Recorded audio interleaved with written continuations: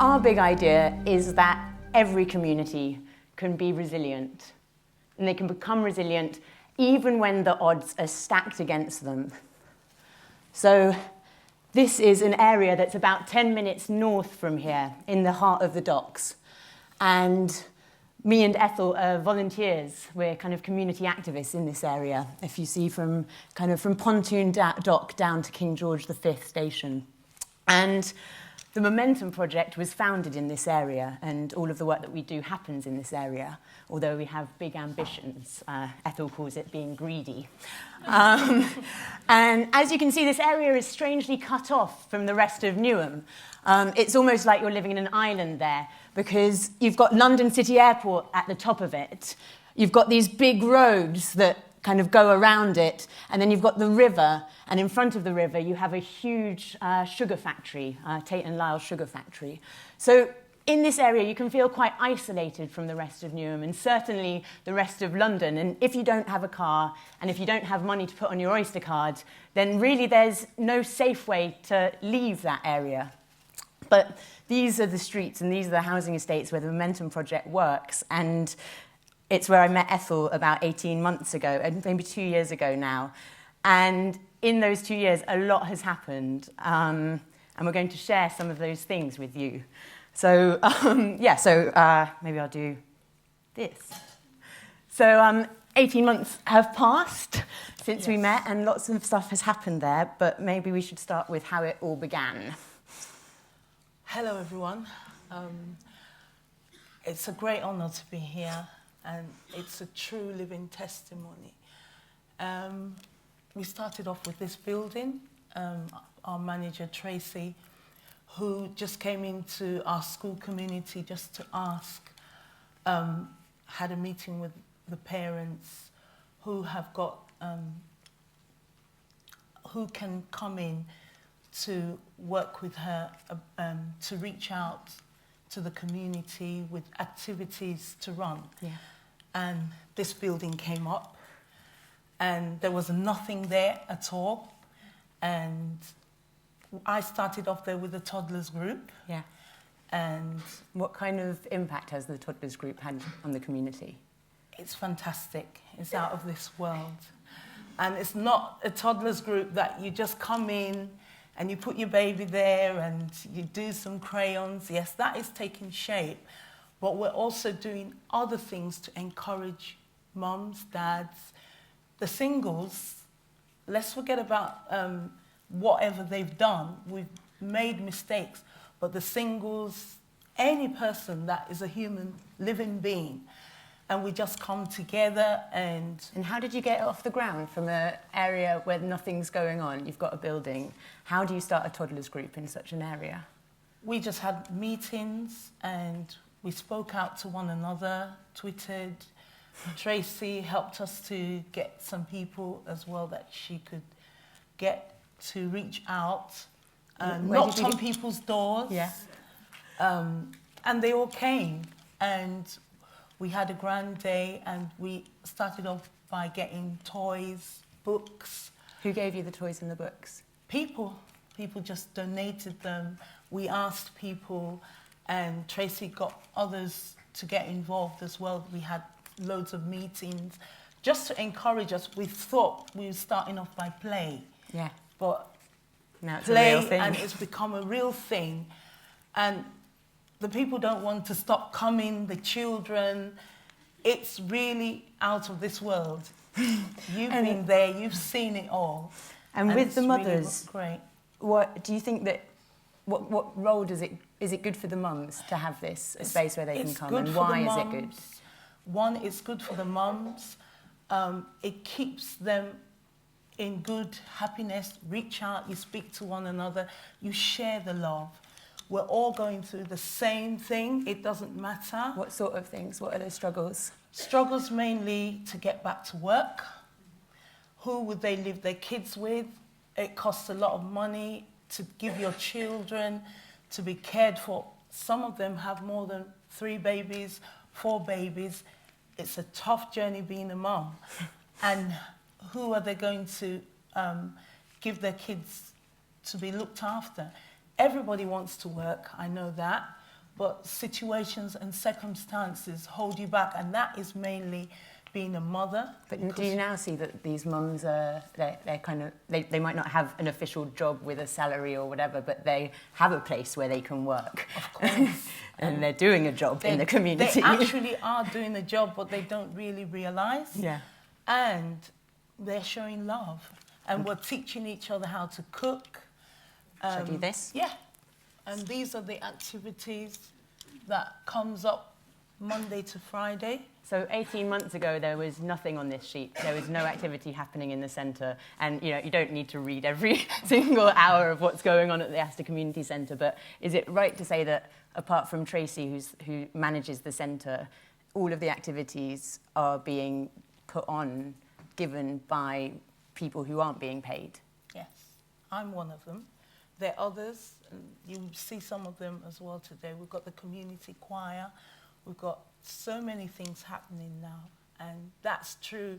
Knocking on doors, encouraging one another, loving one another. It doesn't matter where you're from, because we're all one. We're all human beings. We make mistakes, and through the mistakes, I believe we get better. Yeah. I believe in community spirit. We should ask for one another, knock on each other's door, say good morning, say good night, say good evening. Not when someone sees you in the morning, good morning, how are you this morning? I don't think that is a good response, because we also pass it on to our children. So we should show love. It's very important. Do you remember when a group of us came down, a lot of outsiders came down into the area? It was sponsored by Lush, and we came and we tried to make a community dream happen, and we had no idea whether this would be successful. It's an area where really, like, the door is a barrier, and the door is something that people, you know, you don't knock on it if you don't have something very specific to say, and people don't open it to come out into the community. It's a very quiet area, except for the aeroplanes passing above. But this is the kind of response that we got when we said, we want to make your dream happen, come out of your houses. And do you remember any of the kind of extraordinary things that happened that week? We had to be like children. We had to do the Kogo dance. And we did this Kogo dance around the estates, running around, making all the fun, just to bring people. At first, people thought there's something wrong with us, but there was nothing wrong. It's all a part of wanting to show community spirit, show love, and to show that we care for one another. And that we can build things, that we don't need things to be given to us, and that if you trust us with the resources, we can do it for ourselves. And we built this, we cleared this whole plot here and made a community garden. Underneath that thing at the very bottom, there's now a kind of seating area where everyone is welcome to come and sit. So it's, things are developing, things are moving forward. And I wonder if, I'm going to just put up this slide, which is a picture of the garden kind of from the base. And I was wondering if you could just share, you know, where are we going next, Ethel? What's the big dream? I want to get greedy, I'm sorry. Don't worry, honestly, most people would call it ambitious in this room, so I don't think you need to worry. We need a library where our kids could go in, read, you know, the nurture thing that other communities have, that our kids could go in there, have fun, read, study, know why there is a library. We need a swimming bath. We don't have all those things. Other communities have them. These are things that might look funny to you and say, why wouldn't they have that? We actually don't have those. You have to go miles to get to other communities. And these people don't actually have that most of the time. So we need that. I want a farm. And a farm is something we can do ourselves. Where we can grow our own veggies, our own fruits for the community, your own veggies you get on the table when you're having your meal with your kids. It's educative. We want the kids to be able to go in to be a farmer once as well.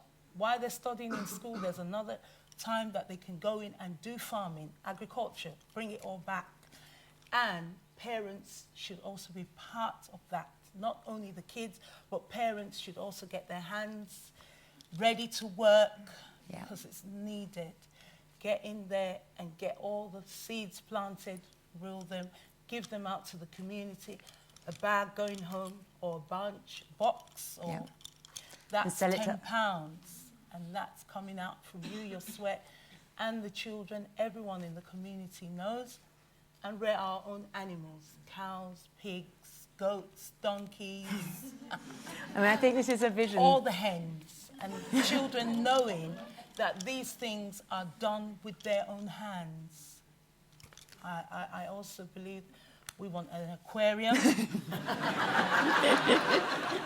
Sorry, I want to be greedy, but I need to give it all out because we need it, not only for our community, but all the other communities in all.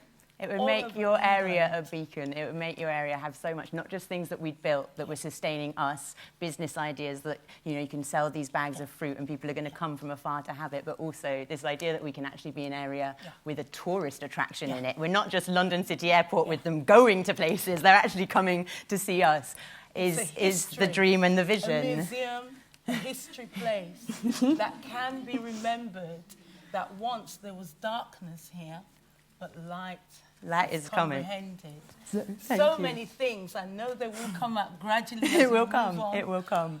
But that's what I want. I want us to love ourselves. We need love. We need to encourage one another, hug one another. How bad, how bitter, how ugly it looks, because that's what we do with our kids. They might drive us nuts and crazy. But we need to love each other. Let's not judge, but let's help. Bingo. To change the community, the society, the drug addiction. All these things are necessary.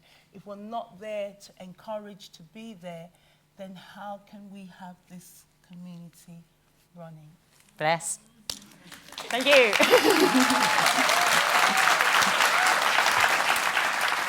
Because I can just say that Newham really is a testing ground, and I think this series of talks that you're going to hear today are going to really put it in your head and your heart that with all of the development that's going on here, you know, there's a lot of money flooding into the area, and it's just at that moment when we've learned that development needs to be sustainable. It needs to build resilient people, it needs to build resilient communities, it needs to build resilient cities. And hopefully we've got some really big ambitions. We are greedy, so please come and find us. If you're based here and you want to get involved in the Momentum Project, you want to help us with our next step of our vision, then we'd love to talk to you in the breaks. Thank you.